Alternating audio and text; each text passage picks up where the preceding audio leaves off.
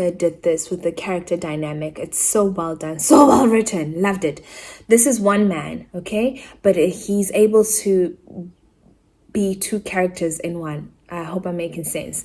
It's as if it's a two-faced man. One face in the front, one face in the back. One is Kofi Ajay, who borders on dictator. This is the first prime minister, first president of a country. Very strict, very stern. I have fought for the rights of my people. I was an activist. I was in prison and I was the president for 30 years kind of thing. But then the Notebook one was Francis K. Agri. This was a kind, loving man who was just a student in London who was spat at by white men. He was just calm and collected. He fathered a child. Very nice guy. This side is a very different kind of man. So I love the character dynamic that the author managed to create there. Now, back to Anna. She is about to have a second meeting with her father. She only knows the one side, the one man. She knows the kind, loving man that fathered her, that she read about in the notebooks. That's all she knows. She has no idea who this prime minister, president, served for 30 years, went to prison guy is. I mean, literally border on dictator. That's the vibes I was getting. So I love how the author managed to do that. One character, but, you know, play on the dynamics of their personalities. Brilliant. So the second meeting is set up and she finally has a good old chat with her father. The second meeting is much more, it was just calm. Even the environment setting was calm. I did not understand that first banishment situation I read. So there's a back and forth conversation. It's very civil. This time he is even kinder. His tone is calm. He's getting answers. She's getting answers. It's the meeting I wanted. This was the meeting I wanted. Not that first situation. But it's okay. I'm enjoying this whole get to know you situation that's happening between the two.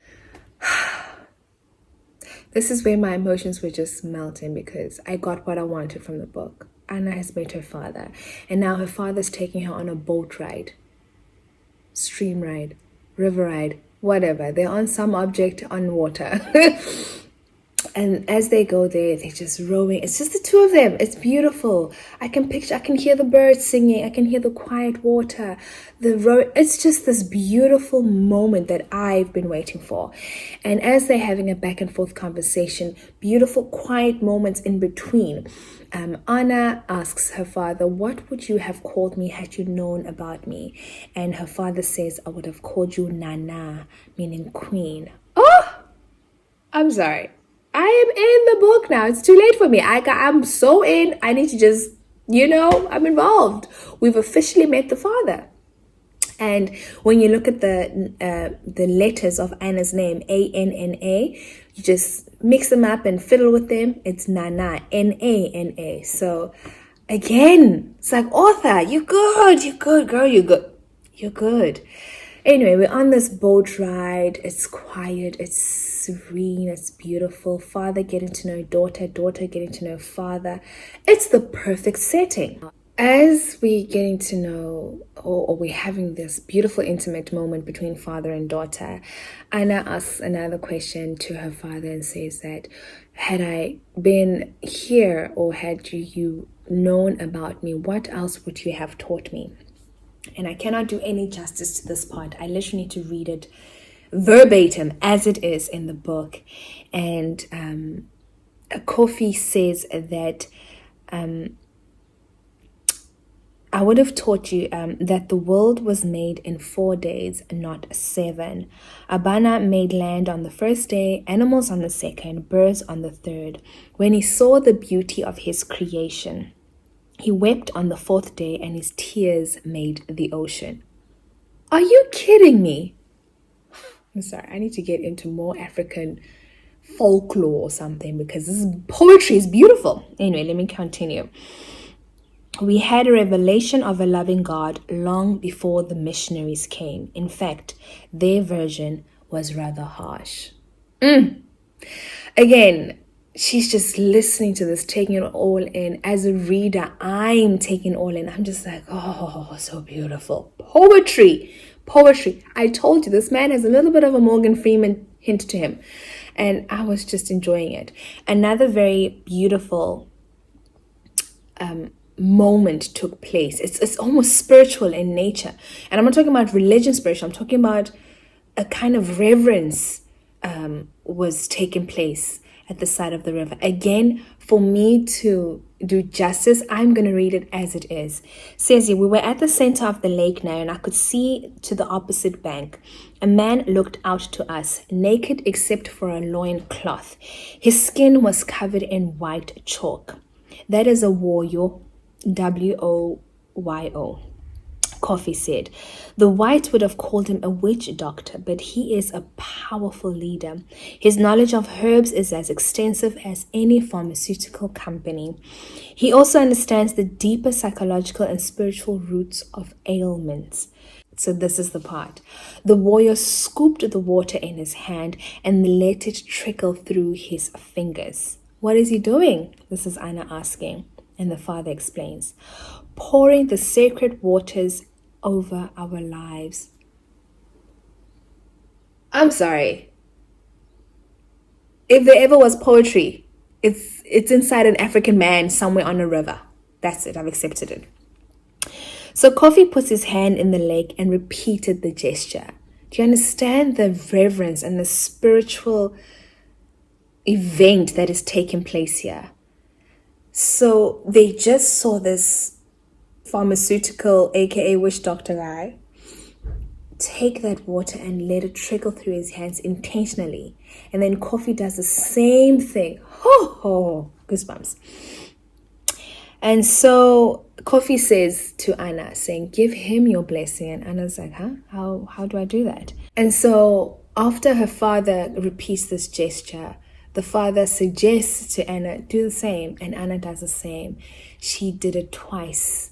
She blessed the warrior and then she blessed Rose. Rose is her daughter, in case you're wondering. Maybe I did not mention. Oh, Anna has a daughter. Her story is not that relevant to the story. It was just a backstory of Anna, divorced, daughter, mother passed away. Just a little bit, Right now, we are so far into the book, we are focusing only on Anna and her father. All these other accessories are just like, yeah. So she blessed that, but she did it twice and she did it intentionally. And again, for someone who has never engaged in any African ceremonies or traditional events, Anna was literally like taking it all in. And I felt this was so well written and so beautiful for the protagonist to experience, because as a reader, you also experience it firsthand with the protagonist. I loved it. I enjoyed that part. Things escalated pretty quickly. I just remembered that before Anna met her father, the second meeting, before they had arranged a second meeting. I'm trying to think back here because I really feel like I missed an entire situation. Before she was due to meet her father for the second time, remember she was roaming around Bamana and she thought to herself, you know what, I might as well just explore this place. I'm here in another country I've never been to. This man I came to meet is not having it. Let me just enjoy myself. Her visa was about to expire. She was only there anyway for a short time. And when her father, Coffee, had decided, let's meet for the second time, she had voiced and made it known to her father's people, the PA or whoever was, arranging for them to meet for the second time, that her visa is due to expire. It was the following day, or it was very soon after, or soon before the meeting was to happen. There was an urgency for her to get back home because the visa was expiring. So because the father was the first prime minister, first president, of course he's got connections. Hello. He was the head of state of the country. It's very easy for him to pull a few strings for his now daughter to stay a little while longer. So they did that, and his father and his connections made arrangements for her to stay longer and extended her visa. However, what they did actually was paperwork was done, and she was rather made to become a Bamana citizen. Yeah, it was Dodge. There's no other way to go about it. But because he was once the head of state, he's got connection, he can pull a few strings. It was done for her.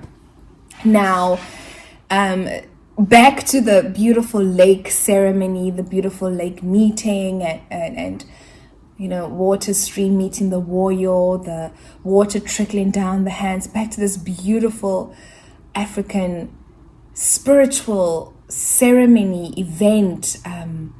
It was just a moment, Back to that. Remember, they're getting to know each other. It's a very beautiful setting, and it's a very personal, intimate moment between father and daughter.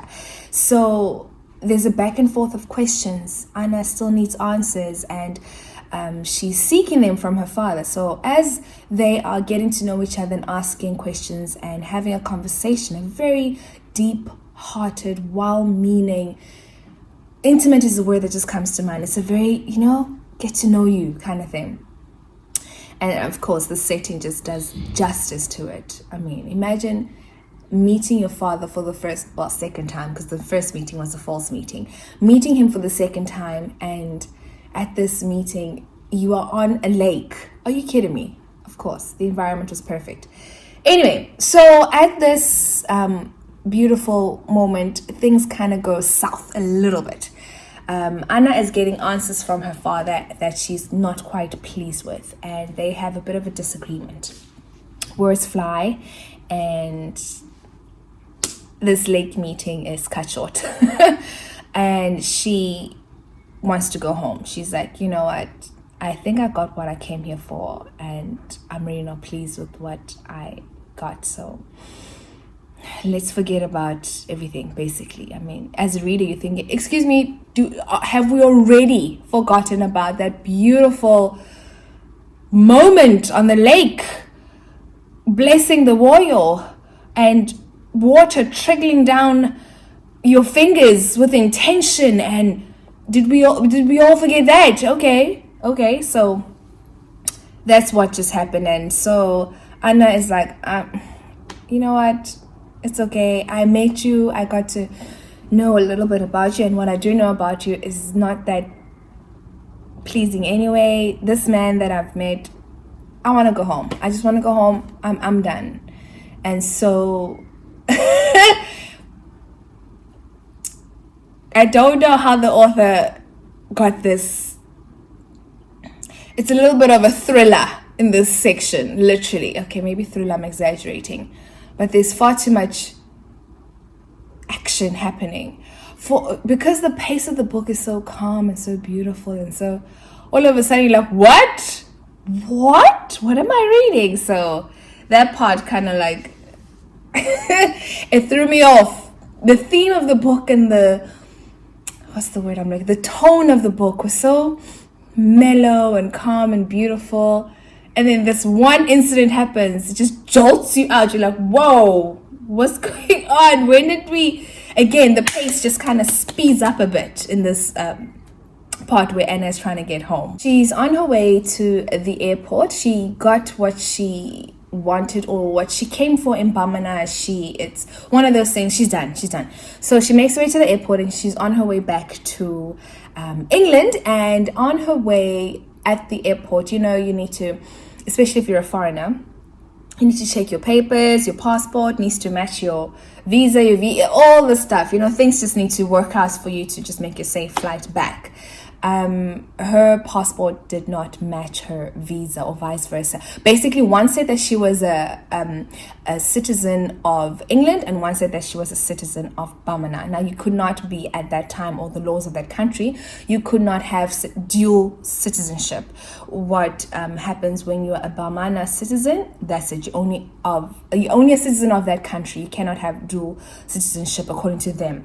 So the authorities at the airport interrogated her and said, how did you even get this? How did you even get this? And she says, from my dad, Coffee. Now, these authorities are thinking, this girl's crazy. First of all, I think she needs a psychiatrist. She's crazy. So she's detained. I know. We went from this calm, slow-paced, beautiful book to people getting arrested for having the wrong passport. I know. I was also like, what's happening? It was very But I was here for it. I was like, okay, let's throw in action into it. She gets detained. She spends the night in jail, and they did not treat her very well. The very next day, she gets released, and it's the same man, the father's PA, the one who she had met at the hotel, who handed her the phone to say, hey, please speak to your dad, who'd like to meet you. The same guy, and she's relieved, like, oh, thank goodness, someone came and got me out of prison. So jail, prison, what is even the difference? Whatever, the holding cell. So she got out, and he drove her straight to her father's house. This time, it's this very extravagant looking place. It's proper presidential home vibes. Like, it's beautiful. It's not the modest home that she had first met. And the father is obviously stunned and shocked at the way she looks. She looks beat. Literally, she was beat up. Okay? He's just taken aback at the way she looks, and something clicks in him, and he becomes this paternal figure. Now, I love again what the author did. We went from this dictatorship vibe of a father called Kofi Ajay to switching it up again to this Francis K. Agri, the calm, loving man. He literally turned into that the minute he saw that his daughter was hurt or injured or just did not look well. I love that. This is one human being, but is able to be played by so many, not played by so many characters, but is able to portray so much within him. He's not this one faceted human being. He's a multifaceted human being. So, author, good on you on that one. Once Anna has not caught her breath, but once she's able to start having a chat and communicating and, talking about what has just transpired, because we all want her to tell her dad, like, Daddy, this is what happened to me. The first thing she asks her dad is, how was my mother? I'm thinking, huh? Are we talking about your dead mother? You just got arrested last night. You were beat up. Your face is literally bruised. And the first thing you ask your father after being released is, how was my mother? Anna, are you a normal human being? What? You are speaking to the president, prime minister, first ever of the country. I would literally rally up an army to go get the man who beat me up. Here you are asking about your dead mother. I was like, Anna, really now? Really? I'm on your side here, but please, let's be normal. Let's not be weird. What is, again though, she was probably seeking some sort of, remember, she wants to know so much more about her father. And they had a little argument. That argument made her want to go home. On her way home, things went south. So I really think that question at a second look at it, what am I saying? But the second time I looked at it, I thought, oh, okay, she's really just seeking answers from her father. She's just trying to get to know this man. She's looking for Francis K. Agri, and she's not finding him. Every time she's been faced with Kofi Ajay, and she's just like, this is not the man I was reading about. So at first I'm like, why are you asking him that? And then, you look into it, you think, okay, I suppose. And she's too bruised to think straight again. Maybe he knocked her upside the head. I don't know. Just my thoughts. Well, then our father, I pause because I really, honestly, I get like a very Morgan Freeman lookalike man. In my head, I imagine him to look very much Morgan Freeman vibes. It's weird, I know. Morgan Freeman's not even hot. Because Francis K. Agri sounds like a very, very good-looking African man, but old. Anyway, this man decides to plan a camping trip. I know, you just gotta follow. Sometimes you have to just suspend your beliefs when reading a book and just be okay with the pace of the book and what's happening. Daughter got arrested, got beaten up, faces bruised. Oh, let's go on a camping trip. I'm sorry, guys. What just happened? How are we not... No, we're not going to address that? Okay. So the father organizes a little camping trip per se, and they go out, drive for a while, and land at this They arrive at some open felt place, and Coffee sets up a fire. The whole camping shebang. So there again, they get a moment to talk. I love these settings. I mean, we went from a lake to a campfire. Are you kidding me? It's like this old African man spitting wisdom around a campfire. I'm here for this. So at this campfire setting, camping trip situation, they again have a very intimate conversation moment, talking to each other, getting to know each other. And there Anna finds out that the dad, I knew it. I could read between the lines, but I didn't want to believe it. The dad, very dictator vibes. He arranged or organized for Anna to get arrested at the airport because he wanted her to stay longer. Remember, it was an argument that had made her be like, I'm out, I'm going back home. So he arranged for the whole thing. I don't think he arranged for it to go so far as to get her beaten up. I mean, we don't really know. Maybe he did. Again, dictator vibes a bit. Anyway, he arranged for her to get arrested and because he wanted her to stay longer. Anna finds this out, and of course she's not impressed. She's just like, whatever. This argument escalates again. Sparks fly, literally, like the campfire. It escalates again. And previously Anna had handed him the notebooks, and at this campfire setting, while the argument is happening, it's heated fire camp. No, okay. While this argument is happening, he literally says, I want to give this back to you, give the notebook back to you. And Anna's like, huh? I love the symbolism here. Basically, he was saying that the man you read about here is not me. It's not me. This is me. And I cannot remember the specific details, but I do know that he threw the book into the campfire. It's burning. The pages are... The symbolism. Guys, are you not... I am appreciating the author so much here. These pages are burning. Anna's grabbing water, trying to spill it on the notebook, trying to salvage whatever else is left of this. And I'm sitting there marinating over this beautiful situation, thinking, wow. Now, let me explain it from my perspective, why I was just taken aback by the symbolism.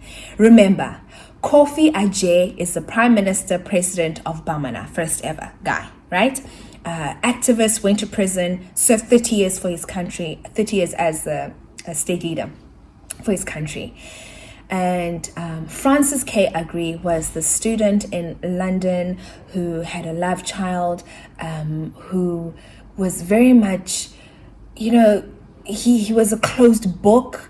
And the pages of the notebooks that we read about him are all we know because that's how he could express himself. He was afraid to express himself any other way or any other means because he was a black African man in a predominantly white country.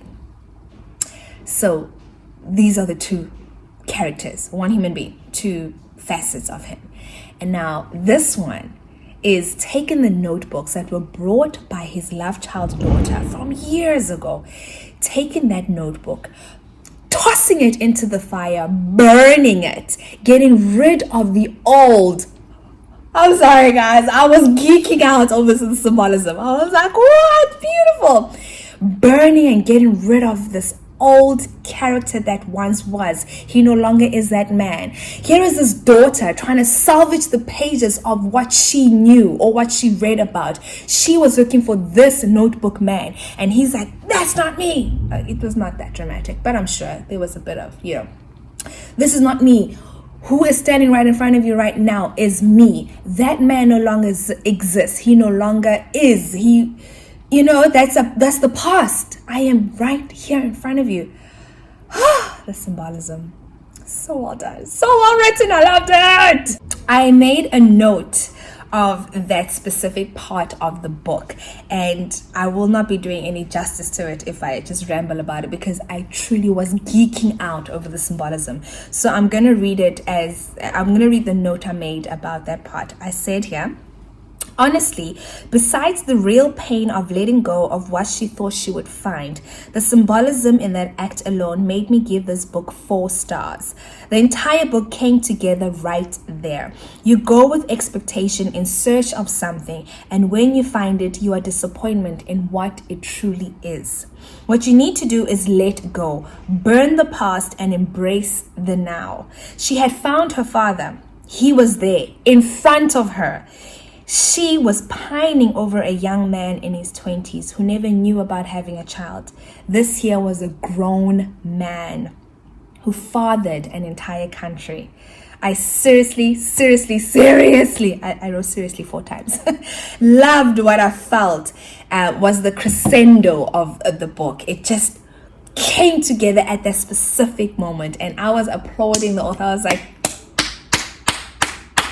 at this moment, the crescendo of the book, and as I was geeking out and truly smiling and grinning from ear to ear at the symbolism and how I was so pleased as to how it came together, I remember Googling the title of the book, Sankofa. I was Googling, what does it actually mean? And well, Coffee in the book, speaking to Anna after this incident, he did speak about a mythical bird in his country called Sankofa. But I further along went on, and let me Google, let me find out what this means. And are you kidding me? As if this book cannot get any more beautiful. Sankofa is often associated with the proverb, and it's in Twi Ghanaian language. I am not going to butcher an African language. No, that's just no. But it translates and it says, it is not wrong to go back for that which you have forgotten. I have to repeat that. Just give me a moment. It is not wrong to go back for that which you have forgotten. That's what Sankofa means. What? People, I really feel like this journey I'm taking in reading African books by African writers is going to change me, and I am here for it. It's so beautiful. So I was telling my husband about this book. Both my husband and brother, 2 separate times, of course, they lived in Ghana for 2 years serving a church mission. And this is long before I met him. When I told him about this term, Sankofa, I asked him, hey, how do you say this? Because he knew a little bit of the language Twi. It's Twi, but my husband told me you pronounce it Twi. Again, I'm so sorry if I'm butchering the language. I do not mean to. I'm also learning here. But he told me that I don't say Sankofa. I kind of drag the F-A. Sankofa. Again, I apologize if I'm not doing this correctly. So I was telling him about this, and I was like, oh my word, what a beautiful meaning. What a lovely term. I need to get myself an engraven Sankofa symbol and just like hang it somewhere. It's just so beautiful.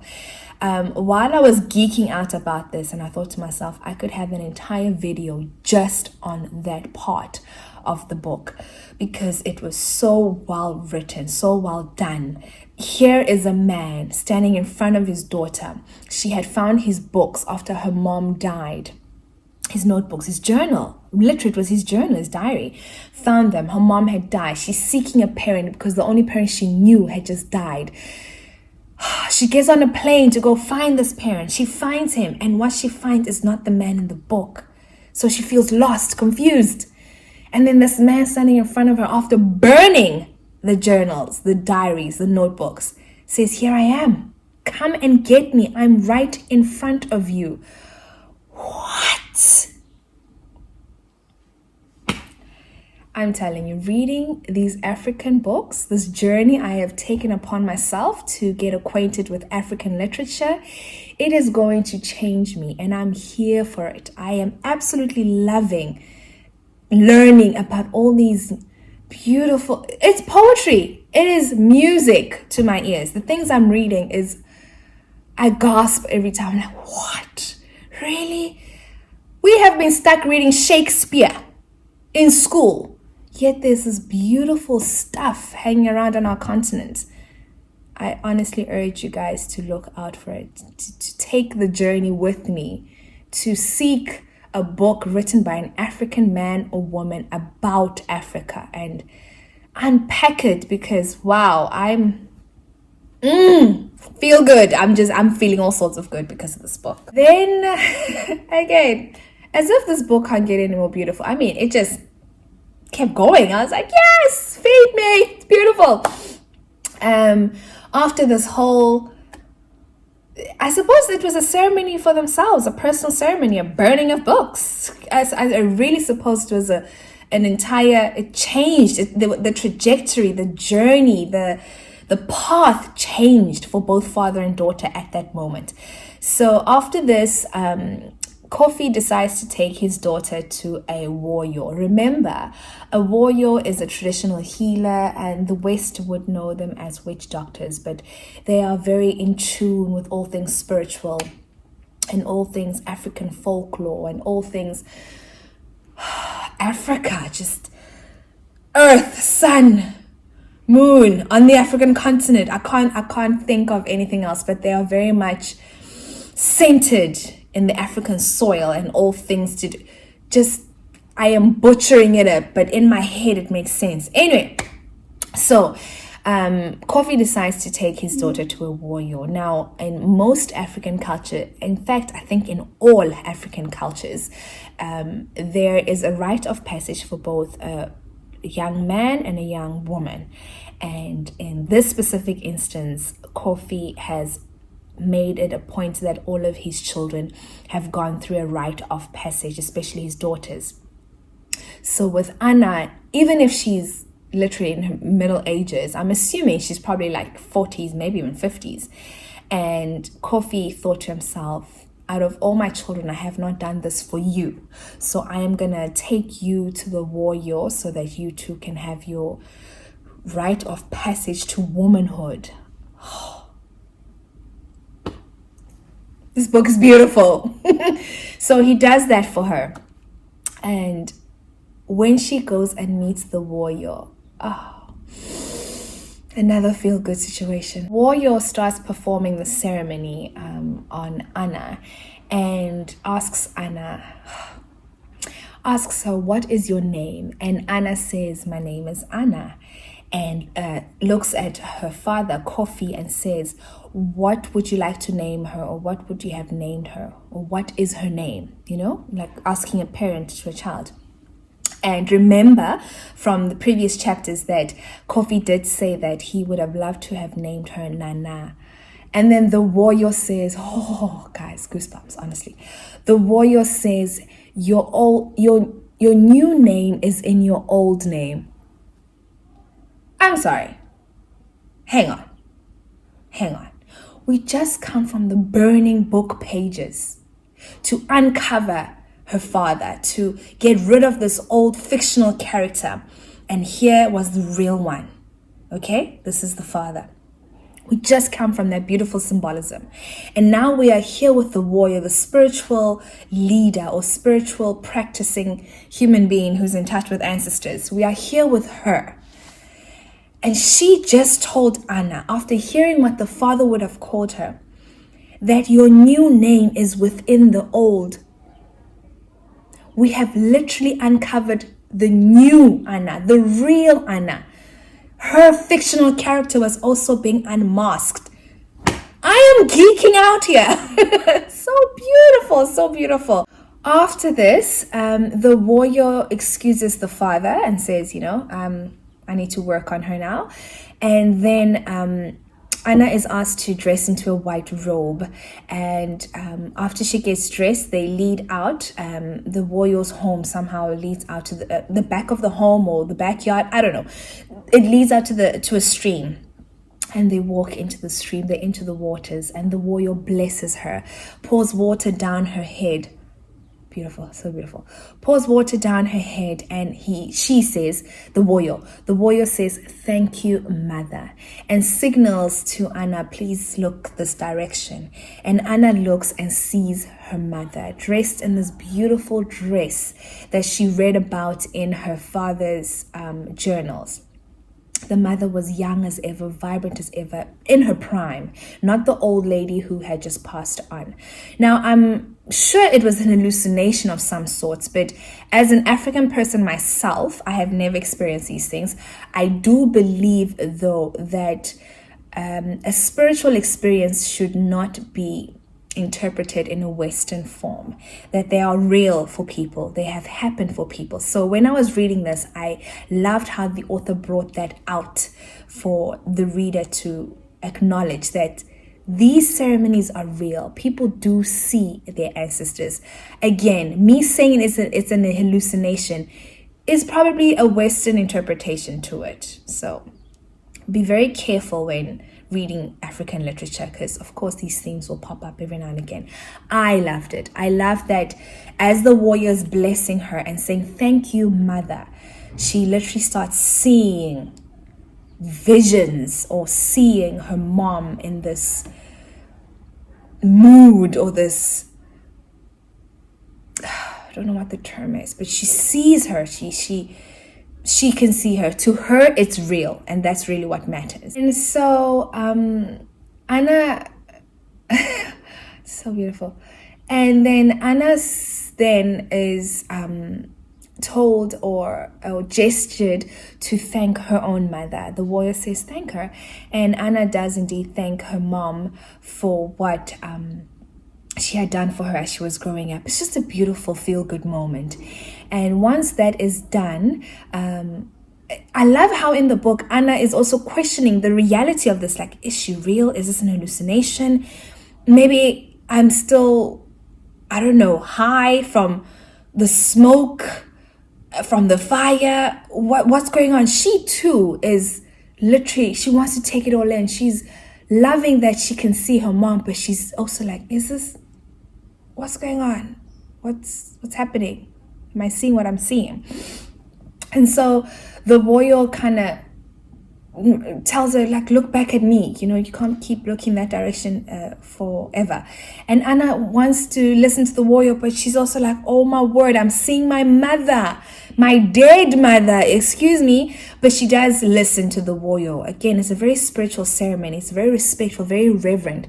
So she looks back at the warrior, and the warrior then tells her, now calls her Nana. Again, I could honestly have a separate video on this altogether. It goes back to the two names of her father. Remember, we had met in the very first chapter of the book, Kofi Aje. Listen to me, screw it up. We had met Francis K. Agri. And then when she went all the way to Bamana, blah, blah, blah, we've spoken about this. She now has acknowledged and accepted the man in front of her as Kofi Aje. The same thing with her. She came to Bamana as Anna. And now her name has been changed. She is now called Nana. And now she has to go back home as this new girl, this new woman. Her rite of passage, her new name is now Nana. The author, no man. This book went from 4-star to 5-star very quickly. Very quickly. I loved it. And so when the warrior addresses her in her new name, she says to Nana that your ancestors are very proud of you. Greet them. Again, she turns around, and the crowd that she sees is the most beautiful. Oh my word, it's just stunning. It's a true rainbow nation. It's so beautiful. She sees her black African grandmother holding hands with her white grandfather, the one from London. And then she sees a woman in Victorian dress, you know, typical British London, old school Victorian dress, standing next to someone in Kente, Ghanaian Kente. And she's just taking this all in. As a reader, you're also like, wow, of course, she's biracial, seeing her ancestors from two sides of the color spectrum. Of course, she's seeing this colonial style ancestors, and she's seeing the colonized ancestors. She's seeing the African liberated ones, and she's seeing her English. It was beautiful, just beautiful. She was seeing a line of ancestors from every single race. It was so well written. And the author made it a point not to just include black and white. In the book, there's another race that leads through Anna's bloodline that the author mentions. You have to read it to, appreciate that too. That my take from it was, we are actually all connected. We really are. We know this. This is not news to us. But for it to be written in that way, it felt so good that we are all just human. We are all connected, black, white, alike. We are all one. We are all one. It's well done, Chibundu Onuzo. Well done. Thank you for writing such a beautiful book. And when the blessing is done and is completed, it's sealed with blood. And the warrior whips out a dagger, literally a large knife. And Anna is so scared. I mean, she just witnessed this moment and now she's thinking, oh goodness, I'm going to be sacrificed. I'm going to be, And so she screams out for her father and she literally says, Papa.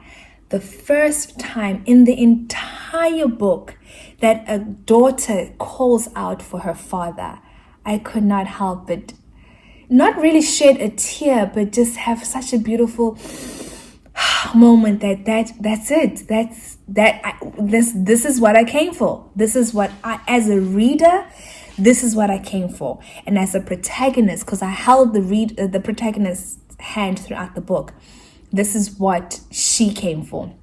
She screams out for her father because she really truly thinks, oh wow, this is it. Like, she's done with me. And before she leaves, the warrior decides to bless her again.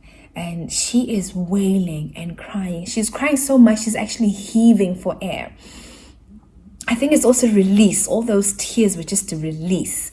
And the warrior says, let me bless you one more time. Now, I am going to read the blessing word for word because me paraphrasing it won't do it justice. And she says, come, let me bless you. Your going and coming is blessed. There is no split in you. Anna is Nana. Nana is in Anna. Two streams came together and formed a mighty river. You have to read this book. You have to. Please, whatever you do with your life in the next month, please get your hands on this book. So well written, so beautiful, such a feel-good book. I expressed my love for this book. I really hope it was conveyed as much as it was actually felt. I urge you to read it, find it somewhere. Go to the local library. I'm sure it's there. It's such a good book. You will love it. Feel good book. I enjoyed it. It was well written. The message was well portrayed. Well done, Chibundu Onuzo. Well done. This book definitely, this is probably my first African book by an African writer to get a full 5 stars. Thank you so much for writing this book. If you have managed to sit through my review, this was less of a rant. Thank you so much. You have truly served humanity, and I will see you in the next video.